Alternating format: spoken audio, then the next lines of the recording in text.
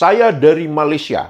Tak pernah dengar orang Malaysia sebut cunguk dan cecunguk. Jadi kosakata cunguk dan cecunguk itu ada di dalam kamus mereka. Yang jelas tujuan orang ini, maksudnya saya, tidak mau mengakui bahasa Indonesia berasal dari akar bahasa Melayu. Ini menarik untuk saya jawab. Ini adalah komentar orang yang merasa superior, tapi sebenarnya berwawasan sempit, serta tulalit. Tulalit itu sinonim dengan TOLOL.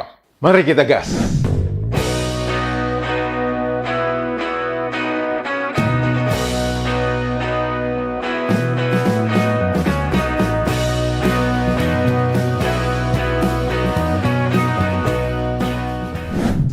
Halo, apa kabar semuanya teman-teman? Semoga kita semua dalam keadaan sehat walafiat. Amin ya robbal alamin. Selamat datang di kanal ini, kanal yang berbicara tentang perbandingan kosakata menurut Kamus Besar Bahasa Indonesia dan Kamus Bahasa Indonesia versi Rojak.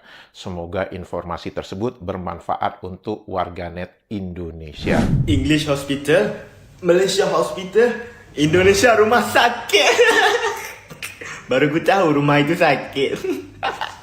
English principal, Malaysia pengetua, Indonesia kepala sekolah. English grandpa, Malaysia atuk, Indonesia apa? Apa? Kakek. Ini paling lawa. English bicycle, Malaysia basikal, Indonesia sempenda. Teman-teman, saya akan membacakan beberapa komentar dari warganet Indonesia dan tentu juga dari warganet Malaydesh. Dari Mata Malaydesh 62. Mas, tolong bahas mengapa Malaydesh menamakan bahasa Indonesia Belanda untuk asal-usul kosakata tersebut? Mengapa tidak langsung menyebut dari bahasa Indonesia? Jawaban saya, gengsi tapi butuh. Itu jawaban saya.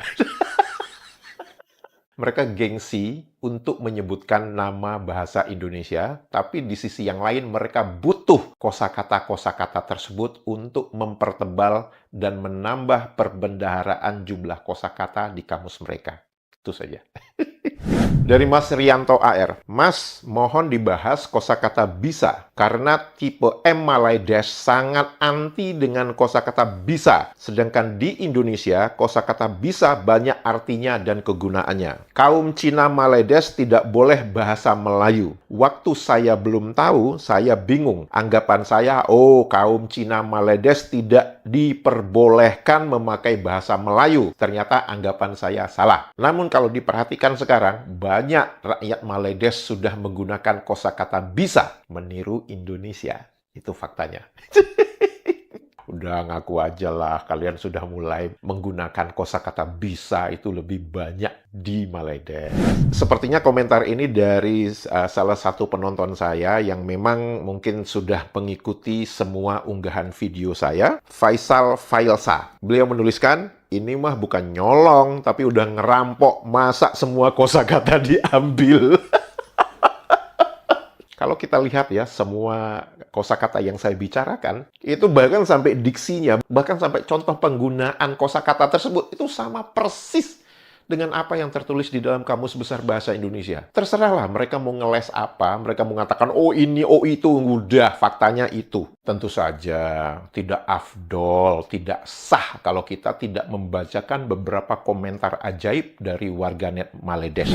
Ini dituliskan ketika warganet Malaydesh ini mengomentari video saya di episode 220.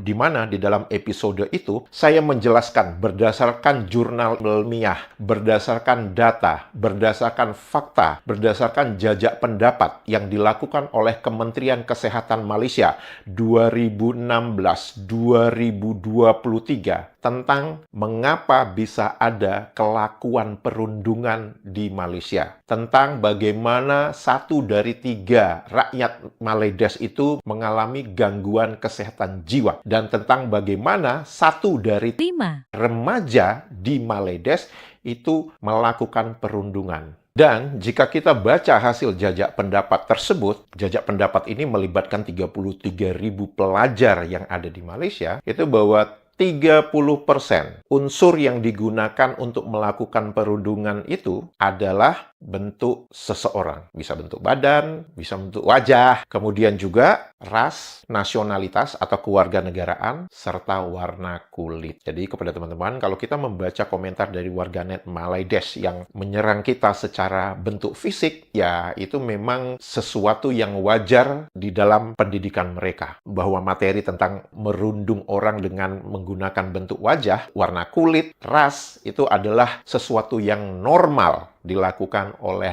pelajar di Malaysia. Itu bisa kita lihat bagaimana kita membaca komentar dari warganet Malaydesh. Saya akan bacakan komentar ini. Jawa Babu bekas pendatang haram di Malaysia. Kini coba menunjukkan dirinya bijak. Kenyataannya dia sendiri pun tak bersekolah.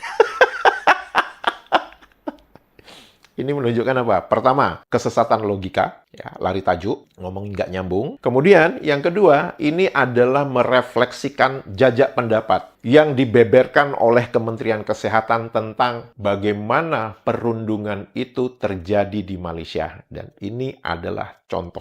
Komentar berikutnya yang mengomentari unggahan video saya episode 123 yang berbicara tentang kosakata karapan dan katapel. Saya dari Malaysia, tak pernah dengar orang Malaysia sebut cunguk dan cecunguk. Jadi kosakata cunguk dan cecunguk itu ada di dalam kamus mereka. Kalau lipas biasa disebut dan karapan pun tak biasa disebut. Maksudnya tak biasa itu maksudnya dia nggak pernah denger lah orang ngomong karapan, cunguk, cecunguk. Tapi kosakata cunguk, cecunguk, dan karapan itu ada di dalam kamus mereka. Yang jelas tujuan orang ini, maksudnya saya, tidak mau mengakui bahasa Indonesia berasal dari akar bahasa Melayu. Ini menarik untuk saya jawab. Ini adalah komentar orang yang merasa superior, tapi sebenarnya berwawasan sempit, serta tulalit. Tulalit itu sinonim dengan TOLOL. Dia mengatakan dia tidak pernah mendengar Malaydesh menggunakan kosakata cunguk,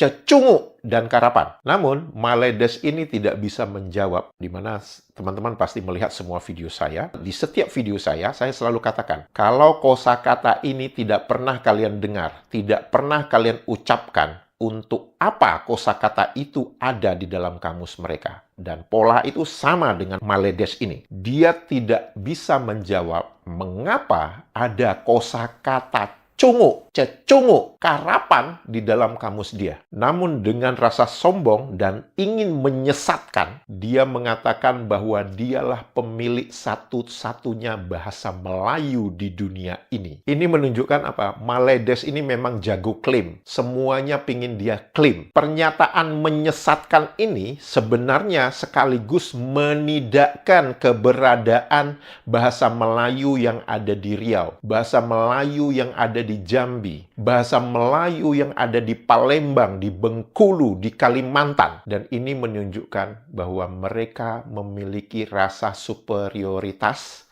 tapi wawasannya sempit. Komentar dari Mas Hikmat Suryawan. Terus terang bingung mau komentar.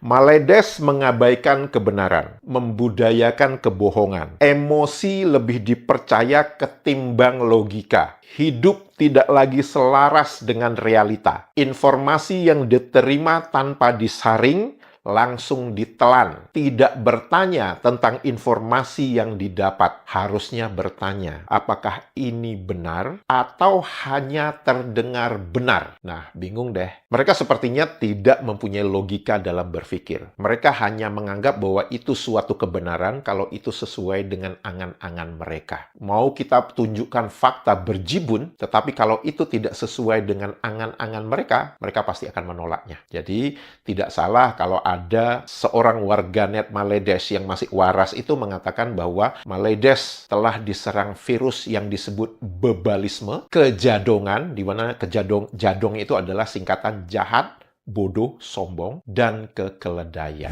Teman-teman, jika video ini informatif dan bermanfaat, jangan lupa jempolnya dan komentarnya.